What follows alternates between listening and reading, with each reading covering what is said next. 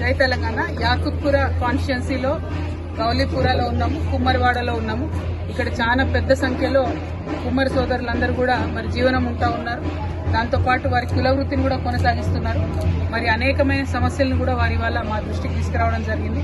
హైదరాబాద్ మహానగరంలో చెరువులన్నీ కూడా మరి లేకుండా పోయినాయి. కాబట్టి మట్టి వాళ్ళు కుండలు చేసుకోవడానికి వివిధ జిల్లాల నుంచి తీసుకుని రావాల్సినటువంటి పరిస్థితి ఉన్నది. సో ఒక్కొక్క లోడుకి దాదాపుగా 25,000 రూపాయలు అవ్వడంతో అది వాళ్ళకు భారంగా ఉన్నది. మళ్ళీ తీసుకొచ్చి ఒక సెంటర్ పాయింట్ దగ్గర నుంచి వాళ్ళ స్థానాలకు తెచ్చుకోవడం కానీ, తర్వాత బట్టి కోసం కానీ ఏదైనా అల్టిమేట్గా కుండలు చేయాలి ఈ మహానగరంలో అంటే ఒక యుద్ధం చేసేటటువంటి పరిస్థితి వాళ్ళకు ఉన్నది. జీవనం గడవనటువంటి పరిస్థితి ఉన్నది. కాబట్టి మరి ప్రభుత్వం కుమ్మరి వారి సమస్య పైన ప్రత్యేక దృష్టి పెట్టాలి.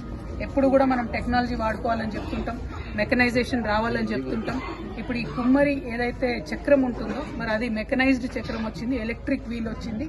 సో ప్రభుత్వం అది కూడా పర్టికులర్లీ బీసీ వెల్ఫేర్ డిపార్ట్మెంట్ ఆలోచన చేసి ఈ కుమ్మరి వీల్స్ ఏవైతే ఎలక్ట్రిక్ వీల్స్ వచ్చినాయో అవి సబ్సిడీ మీదనా ఫ్రీగానా కుమ్మరి కమ్యూనిటీ వాళ్ళందరికీ కూడా కుల వృత్తి కొనసాగిస్తున్న వారికి ఇచ్చేటట్టుగా ఏర్పాటు చేస్తే బాగుంటుందని చెప్పి మేము డిమాండ్ చేస్తూ ఉన్నాం. ఎందుకంటే కుమ్మరి సోదరులు మనందరికీ తెలుసు, ఫ్రిడ్జ్లు వచ్చిన తర్వాత కంప్లీట్గా వారి యొక్క కుల వృత్తి నాశనం అయిపోయినటువంటి పరిస్థితి. అదేవిధంగా బీసీలకు 42% ఏదైతే రిజర్వేషన్ ఇవ్వాలని మనం కొట్లాడుతూ ఉన్నామో దాంట్లో కూడా కుమ్మరి వారి సంఖ్య చాలా పెద్ద ఎత్తున ఉన్నది.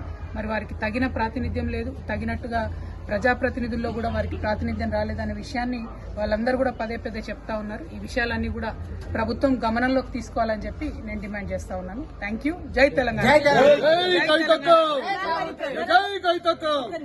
మరి ప్రధానంగా ఇక్కడ ఉన్న సమస్య ఏంటి? రోడ్స్ లేవు. ఇప్పుడు మీరు చూస్తున్నారు ఈ గల్లీ వస్తుంటే చాలా మంది చెప్తున్నారు రోడ్స్ లేవు. వాటర్ అయితే వచ్చినా కూడా కంప్లీట్ గా స్మెల్ వస్తున్నటువంటి పరిస్థితి ఉంది. సో కరెక్ట్ గా రాదు, వచ్చినా కూడా వాడుకోలేని పరిస్థితిలో నీళ్లు ఉన్నాయి. డ్రైనేజ్ వ్యవస్థ అయితే 35 ఏళ్ల నుంచి రిపేర్ కాలేదని చెప్తా ఉన్నారు. సో ఆ వ్యవహారం మారాలి. ఓల్డ్ సిటీ అంటే ఓల్డ్ గా కాకుండా న్యూ సిటీలా ఉండాలి, కొత్తగా ఉండాలి అనేటటువంటి ఆలోచన చేస్తాను. ప్రధానంగా ఇక్కడ మెట్రో కూడా రావాలని చాలా మంది కోరుకుంటున్నారు. మరి దానిపైన మీరు ఏమైనా స్పందిస్తారు? మెట్రో ఎక్స్టెన్షన్ వర్క్ అయితే జరుగుతోంది, చూస్తూ ఉన్నాము. మెట్రో వచ్చినట్టయితే, ఎందుకంటే ఇప్పుడు మారిన పరిస్థితులలో ఓల్డ్ సిటీలో ఉండే వాళ్ళందరూ కూడా వివిధ ప్రాంతాలకు వెళ్ళి వర్క్ చేసుకొని వస్తారు. కాబట్టి మెట్రో ఉంటే కమ్యూట్ ఈజీ అవుతుంది.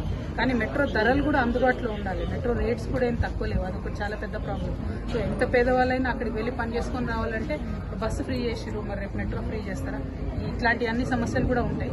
ట్రాన్స్పోర్టేషన్ పెంచిన తర్వాత ట్రాన్స్పోర్టేషన్ పేదవాళ్ళకి అందుబాటులోకి వచ్చేటట్టు కూడా ప్రభుత్వం ప్రయత్నం చేస్తే బాగుంటుందని నేను అనుకుంటున్నాను. Thank you so much. जय तेलंगाना.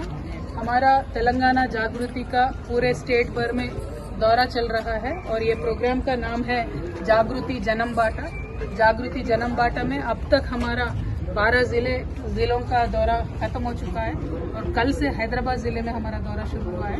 तो आज हम चारमीनार, याकुतपुरा और मलकपेट 3 कॉन्स्टिट्यूंसीज में हमारा दौरा है.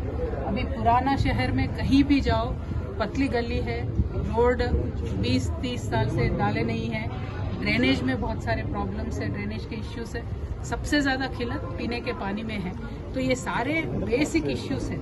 ये कोई हम आसमान से चांद नहीं मांग रहे, सिर्फ पीने का पानी मांग रहे हैं. तो इसके वास्ते जो भी सियासतदान है, जिस किसी पार्टी में भी है, उन सबको ज़रा ध्यान देना चाहिए, क्योंकि इससे खवातीनों को सबसे ज़्यादा दिक्कत होती है. चाहे हिंदू हो, मुस्लिम हो, जो भी हो, पीने का पानी नहीं आता तो उस घर की जो बच्ची है, औरत है, उसके ऊपर सबसे ज़्यादा प्रेशर पड़ता है और वो हमारे बहनें हैं.